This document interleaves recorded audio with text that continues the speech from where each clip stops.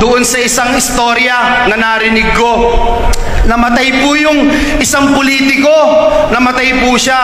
Mabait naman po siya, hindi siya korap, napunta ho ng langit. Pagdating niya sa langit, na-meet niya kagad si San Pedro. Sabi ni San Pedro, ito ang langit, ipapakita ko sa iyo. So pinakita po niya yung langit. Ang ganda, napakaganda. Aba, itong politiko na ito, nag-isip pa siya, sabi niya, ano kaya, San Pedro, ano kaya ang buhay dun sa baba? Pwede bang makasilip? Sabi ni San Pedro, sige, ikaw ang bahala. Sasamahan kita sa baba, pero hindi ako papasok dyan, ikaw lang ang sisilip.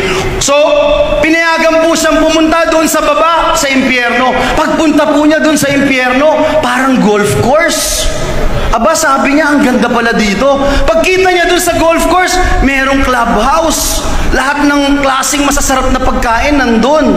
Tapos may mga nagpapayong pa na magagandang dilag sa kanya. Sabi niya, ito ba ang impyerno? Napakaganda. Pagsilip niya doon sa isa, napakagandang hotel. Sabi niya, silipin ko nga yung kwarto, malambot yung bed, merong jacuzzi, may Olympic-size swimming pool. Sabi niya, ang ganda pala dito sa impyerno. Sabi po nung nagtutur sa kanya sa impyerno, gusto mo dito ka na lang, desisyon mo naman yan eh.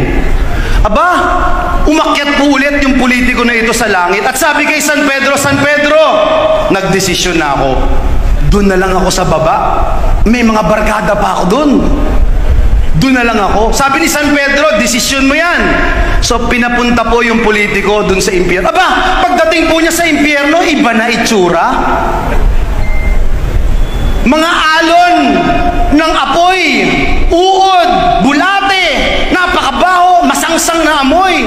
Sabi niya, ano nangyari dito sa impyerno? Sabi po nung tour guide, alam mo, politiko, alam mo, tapos na. Anong tapos na? Tapos na ang kampanya. Kaya dito ka na.